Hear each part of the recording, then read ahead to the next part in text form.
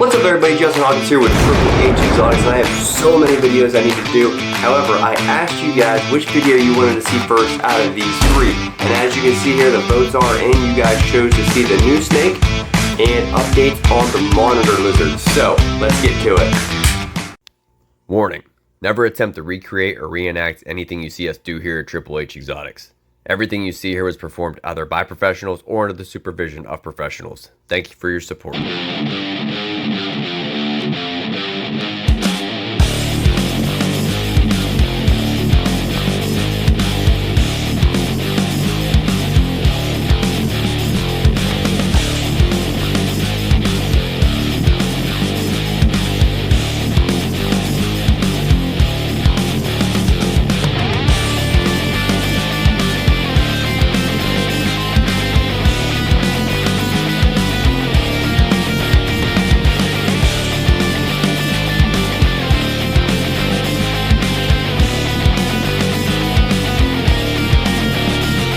Alright guys, so first of all we're going to take a look at the new snake, and then we're going to go ahead and take a look at the monitor lizards, and we're going to do some updates on those. I had somebody ask me about the Asian water monitor a couple times, and I have some news to share with you guys on that. But first let's take a look at the new snake. I'm going to show you the small enclosure that it's in temporarily since we just got him a couple weeks ago, and then we will take him out and take a look at him. Alright guys, so this is his enclosure, and he is actually in there. You just can't see him. He's hiding really well. He's normally up on this log right here on this bamboo piece, or way down in the weeds here. And as you can see, you cannot see him hardly at all. A little bit right there. What could it be? Let's find out. Alright guys, so the new snake is a squam. So these guys are variable bush vipers. Their scientific name is Atheris squamigera. Now the reason they're called variable bush vipers is because they do not all look like this. As you can see here, this guy's got some red, orange, and yellow in them. The most common color of these guys is green, but they come in all kinds of colors. They have black and white and just black and purple phases and red, green, bluish. They have all kinds of crazy and awesome looking colors. So when you're somebody that keeps a lot of squams, it never gets old because there is always a different looking one out there. And what's really cool about these guys is that they look like little modern day dragons. Look at their scales. They have very keeled scales. Look at their faces and their heads. Very cool dragon looking snakes. Now I've gotten into a couple arguments with people online because they think that they saw a Atheris chlorechus, which is a West African bush viper that looks like this. And they were calling that an eyelash viper, which looks like this. And some people were calling them squams, which looks like this and this. Now, the big difference is the Atheris chlorechus, they're always green with some yellow little spots on them, as you can see here. Then of course the Atheris squamigera, the variable bush vipers, they look like this. But they come in all different kinds of colors. And if you look at their eyes, there's no eyelash scales. Where on the eyelash viper, they get their name eyelash viper because they actually have eyelash scales. You can see their eyelashes right there. So they really shouldn't be that hard to get confused, but there was a lot of people on that post calling the Atheris chlorechus eyelash vipers, and they were arguing with me saying that they kept all these snakes and they know what they're talking about. There was even somebody that called it an East African green mamba, which looks like this. Look at the difference. So the thing is, there's so much misinformation out there because the post actually said West African green mamba or East African green mamba. That's what the post said with the video of this Atheris chlorechus. I'm just like, please take that down, because that's how so many people get miseducated because of this stuff. And then there's people in the comments backing it up, which I'm all about spreading information. That's what we're setting out to do here at Triple H Exotics, but it's got to be correct information. And if I don't know something, I will tell you I don't know, but we will find out. I'm not going to lie to anybody. I'm not going to misinform anybody of anything, and that's the way that it should be. So if you don't know something, find out the correct answer before arguing and trying to teach people misinformation. But yeah, these guys are awesome. And then another snake that's very rare in the hobby and very hard to keep alive from what I hear, is the hairy bush vipers, which look just like these kind of, but their scales are so much more aggressive looking. Their scalers are just so much more keeled. So I'll show you what, so here's the Atherisquama megaris, and these are the hairy bush vipers. Aren't those so cool? Talk about little modern dragons. They are awesome. But like I said, guys, I have only had this guy for about a week and a half, 2 weeks. He hasn't even eaten yet. So he's still getting settled in. That's why So as you can see there, he's getting quite stressed out as he just took a nip at the hook that he's been on for 5 minutes. So I'm gonna go ahead and put him back in his little enclosure, his little temporary enclosure, and we will go take a look at the water monitors. Easy, dude. You're alright.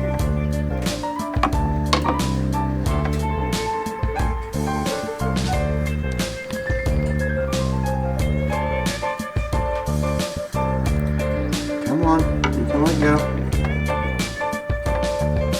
There we go.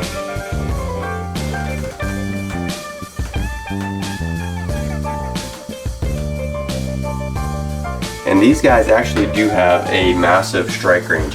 When they're coiled up, they will actually sit on the base of their tail, the tips of their tails, and they will launch themselves right at you. So if they're in a good striking position, they have a much better strike range than people think that they do. Alright guys, I'll give you one more look at them before we move on to the monitors. Absolute gorgeous animals. Whoa! Alright buddy, we are definitely going to leave you alone. As you can see here, he is getting very stressed out. So let's move on. Now, here is the Asian water monitor setup. And this little bugger actually flooded his Camp Crystal Lake enclosure the other day. There he is, playing King of the Castle. Hello. Oh, King in the castle, King in the castle. Have a chair, I have a chair. Oh, go do this, King in the castle. Which he definitely is. So inside of here, I have this Camp Crystal Lake set up with a filter. Well, he actually bumped that filter, and the filter's off because later today I'm going to go through and clean this and redo this, because he actually bumped that filter off and it hit and it moved over this way about 6 inches where it is and twisted, and it flooded up. It took all the water except for this much out of here and moved it over to here where his bedding was. So that was all flooded in a matter of no time. So I had to take that out, clean the bedding good, clean everything up, and rebuild it. So there he is, and we will actually get him out real quick so you guys can have a look at him. Alright guys, so here is my Asian water monitor. And unfortunately, if he looks different to you guys, that's because he is. The water monitor that I had originally gotten and put in this setup that I made for him did not make it. He was not eating when I got him, and I did everything I could, but I just couldn't save him. He wasn't eating, he couldn't eat, and he just didn't make it. And unfortunately, when you rescue wild caught animals, that's a big gamble. It's very rewarding to take an animal that somebody imported and doesn't look like it's gonna make it, and then you actually save it and it looks amazing. That is one of the most rewarding feelings in the world. However, you don't always get that feeling because that does not always happen. But I did end up getting another one, and this little guy here, he's a little smaller than the last one was, and he's actually shedding right now, and he's actually doing really well. I haven't messed with him too much, kind of letting him get settled in for a few weeks, but as you can see here, he's not biting or anything like that, which he's getting to the point already where I don't even handle him much, where he knows that I am not a threat to him. And these guys are just so cool. Look at that face. Little velociraptor right there. Look at those claws. And as you guys, for those of you guys who haven't seen my last video about water monitors, this little tiny guy right here can turn into the second largest monitor lizard in the world, right behind the Komodo dragon. And these guys right here, this guy here, can potentially turn into this, or this. And as you can see here, he's jumping all over the place. But that's the thing, that's why he doesn't think of me as a threat really anymore, because I let him move. Even when he's moving very fast, I pick him up. That way he can see really good, and I let him do this. I don't grab him behind the neck and squeeze him. I don't squeeze the base of his tail, because monitors don't drop their tails in defense like some lizards do. But that doesn't mean it's an anchorage point for you to just yank a hold of. You know, yes, sometimes if you're dealing with the bigger one and it's really wild, you might have to grab it behind the tail, you know, at the base of the tail temporarily or something to control it, especially if you need to do something to help the monitor out. But you just do this and let them walk, and they will eventually calm down. You gotta take time bonding with them while they're in their enclosure. You know, just let them get used to you putting your hand in there. And then when it gets to the point where you put your hand in there and they're not running away like crazy, then you can start trying to get them out of the enclosure the right way. But you just don't want to scare them. You don't want, because if they feel that you're a threat, which they're going to for a while, they're never going to be comfortable, because we are, especially when they're little, like they feel like they're in so much danger when we are around them, especially like above them, you know, we're over them like all their predators would be in the wild. So of course they're going to be scared. But when I first got this guy, he would not sit still like this for a millisecond. Not even close. And now look at him. And I haven't even worked with him much, because I've just been letting him get settled in for a few weeks. But as you can see, he's doing really, really well. So probably as soon as he's done shedding, I'm gonna start working with him pretty good. And we can do some videos. Let me know what you guys think. You guys want to see some videos on how the right way to tame down the monitors is and the right way to bond with them is? Let me know in the comments below. We can do that here in the future. But for now, the videos that I have to shoot is definitely, okay, let's put them away. There you go, bud. And right into one of his little hides. But what I was saying though is the next videos that we're gonna do is I'm gonna shoot another feeding video tonight. So almost everybody in here is going to eat tonight. Everybody in the closet. And everybody else is going to eat tonight. And we will videotape that and post that in a couple days, in the next day or so. And then I'm gonna share with you guys the new fish that I got and do a little fish room tour. And then after that, we will see what's next. But for now, let's go take a look at the other monitor. Alright guys, so the Nile Monitor has actually moved into my new fish room. My plans were to put all my crocodiles and all my baby crocodiles, alligators, caiman, fish, and monitor lizards in here. But I have not fit the Asian water monitor in here yet. So the Nile Monitor, however, is in here already, and I'm working on getting him a new enclosure, a bigger enclosure upgrade. And I'm also working on getting that Asian water monitor in here as well. That way in the snake room, there's literally nothing but snakes in there. And a crested gecko and a spider, I guess, that you guys haven't seen. You've seen the spider, I think, on a YouTube short. We haven't seen the little, we just got a baby crested gecko the other day from somebody that had him. But yeah, for now, I'm gonna try to not show you guys too much because you haven't even seen the fish room yet. But let's take a look at this Nile Monitor and see how he's doing.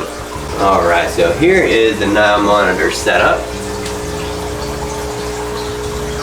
And it's a pretty good little setup, but he is settled in and getting used to everything. He's pretty used to everything now. I've had him for a while. And he has definitely outgrown this now. So since he's not stressed out, I know he's healthy. I know he's not stressed out. And he is growing very well. So it's definitely time to get him an enclosure that is a lot bigger than this. Something that he can actually explore in, but still have a lot of security places like hides or tunnels, depending on the species of monitor lizard. So let's get him out and take a look. Alright guys, now here is the Nile Monitor. And I'm sure a lot of you guys know that I got him when he was an absolute baby. Here is, I'll try to find a picture of him when he was a baby to throw up here real quick. So this was him when I got him, and this is him now. So he's definitely grown quite a bit. He's nice and healthy. As you can see, he is shedding also. So after they both completely shed here in a couple days, I will do a YouTube short for you guys. That way you can see them now and then after they both have fully shed and how beautiful they are. But yeah, here's a look at the Nile. See if we can get it to focus on those claws.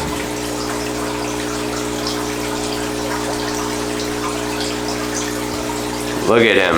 Absolute gorgeous animal. Look at those claws. These guys are definitely just like little velociraptors. And these guys get pretty massive too. Here's a picture of these guys when they get bigger. So this little Nile Monitor has a lot of growing to do also, and these guys love water also. And you can see their tail. It's almost like a propeller. Just cuts right through the water. And it just helps propel them right through the water super fast. But yeah, as you guys can see, he's doing super good also. And he's about to get an upgrade. He's shedding nice right now. And a lot of people say that these Nile Monitors are so mean, you can't even have them as a pet because you just cannot even get them out of the enclosure. But as long as you work with them a little bit and know what you're doing, they're okay. Such cool animals though.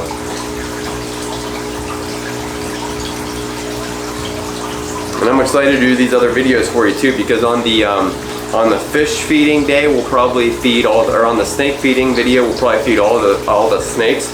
And then on the fish tour video, we'll probably feed most of the fish and the monitors and stuff also. So it'll be cool. I bet this guy will probably eat for us on camera. The Asian water monitor might eat for us on camera. I'm not sure if he will yet or not. But yeah, I wanted to at least show you guys these monitors and let you know how they're doing, and let you guys know about the first Asian water monitor. Because I'm not one of those guys that's gonna just have an animal and then not show it to you for a while and then try to get one that looks just like it and say, oh yeah, here he is, he's doing all right. That's not the truth. That's not right to do. It's not fair to you guys. He did not make it. I couldn't save him. I felt horrible about it. So that Asian water monitor that we just saw in there was not the original one, but he is doing super, super well. But yeah, there is the Nile Monitor, and we will put him away so he can go shed in peace. Alright guys, thank you guys for tuning in. I hope you liked this video. Let me know what you guys want to see in the future, or what you liked about this video, didn't like about this video. Whatever your feedback is, drop in the comments below. Please like, share, subscribe this video. It means the world to me. We're getting closer and closer to that, to being monetized on here. Speaking of that, Ronnie, your shirt should be on its way to you, and the next video I do, I'm going to make an intro for it, an outro for it. It's probably going to be the snake feeding video that we do next, I'm guessing, but it's going to be the snake feeding video or the fish room tour video / probably fish feeding video. And in one of those two videos, I'm going to be giving away probably another shirt to another one of my fans who is very consistent with making sure that he watches everything and comments on everything. Pretty much everybody who really supports me, and when I think of being monetized and making memberships, the first few, everybody I think that's going to be like boom and just join it, I'm going to give them a shirt. So Ronnie, I took care of you, and there's another guy that's really sticking out in my mind right now. So be on the lookout for that. You might win a shirt in the next video that I do, and if you don't, just keep watching, subscribing, liking, sharing the videos, and you will eventually win something. Because you guys support me, and I want to return the favor and do whatever I can for you guys also. So thank you guys for watching these videos. I put in a lot of work doing this, and it means the world that you guys actually follow me and like everything I do, and comment below. So be on the lookout for those next couple videos, and have a great day, guys.